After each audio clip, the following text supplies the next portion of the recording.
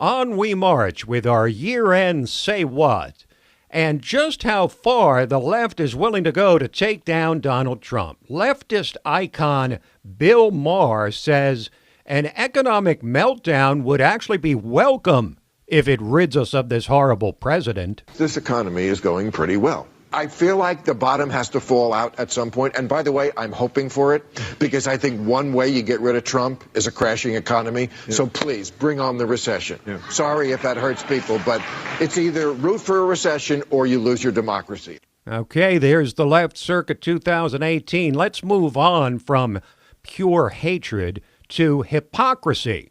Remember the big scandal about Facebook having their data used by the Trump campaign?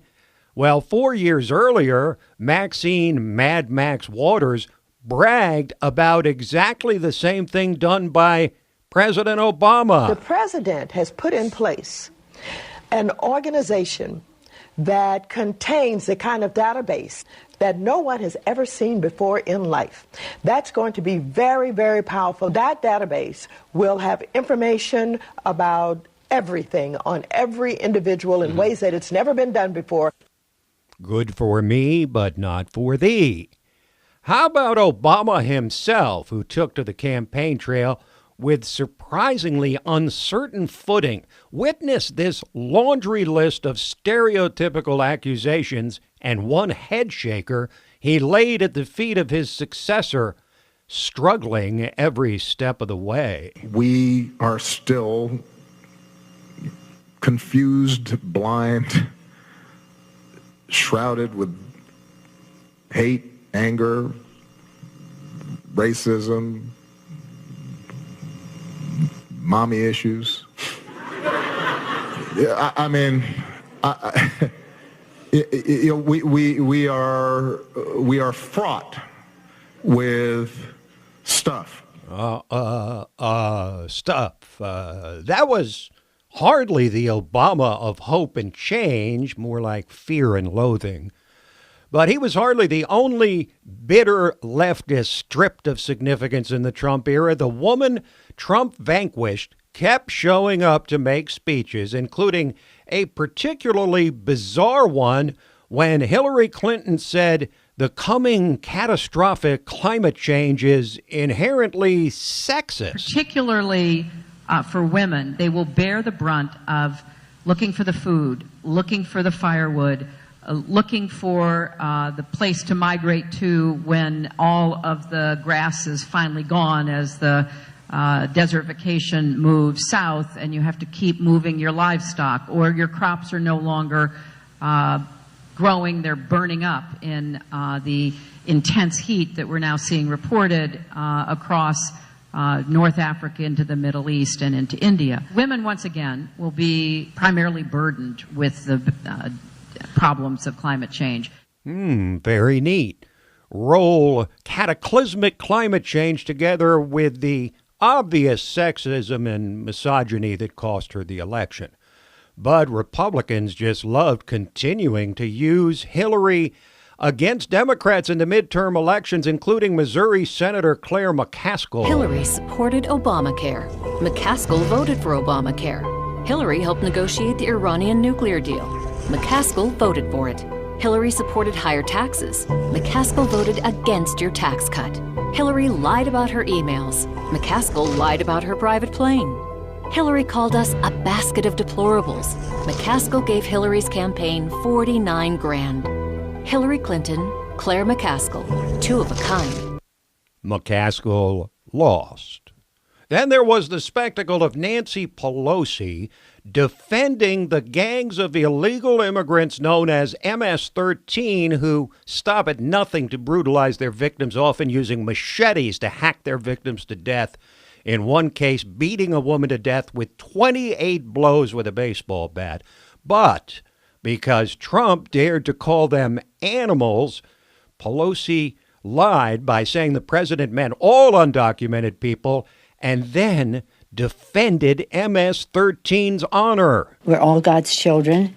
There's a spark of divinity in every person on earth, and that we all have to recognize that as we respect the dignity and worth of every person.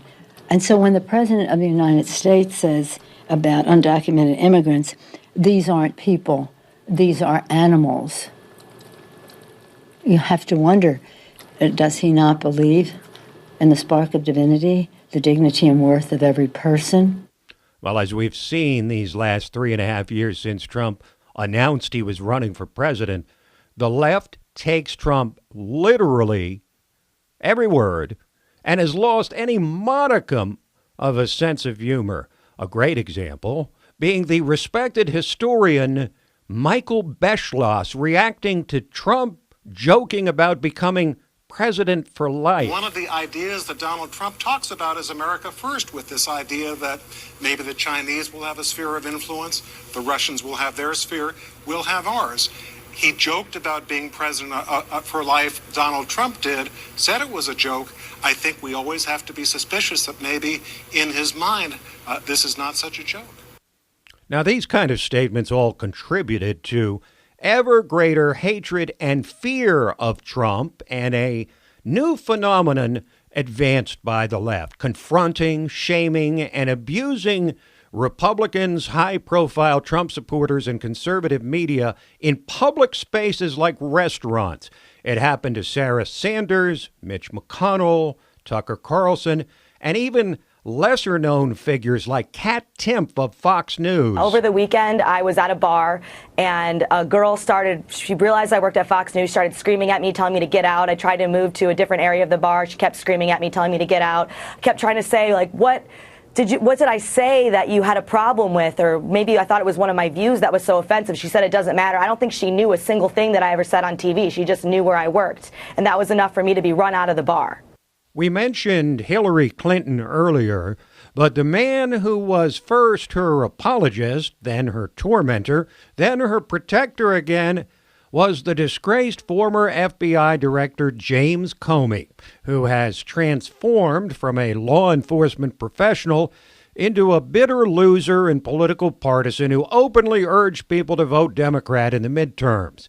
How damaging was his meltdown at the FBI and his refusal, like Hillary, to leave the stage as he continues his public condemnations of the president who fired him?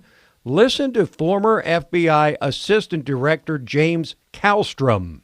If, you looked at a picture of someone who was a narcissist, you'd have Jim Comey's. That would be the picture you'd have in the book. He's an educated nimwit. And he promoted people of his ilk around him, I guess, so, he'd feel like he was still going to be the imperial wizard. The guy is just out of his mind. He has zero support now in the FBI.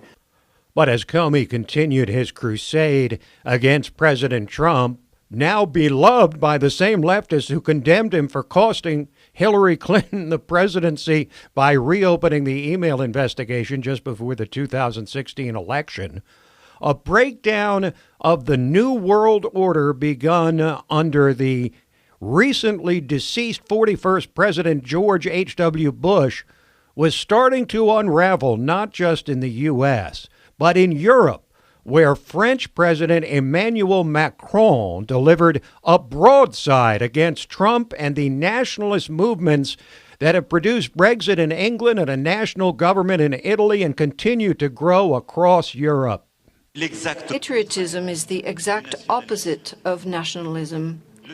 Nationalism is a betrayal of patriotism by saying, our interests first, who cares about the others? Macron, though, has now seen his approval among the French people dropping like a rock. It's now near single digits amid weekend after weekend of violent protests across France. We're back with more Say What. Sit tight. We'll pick up where we left off in just a moment.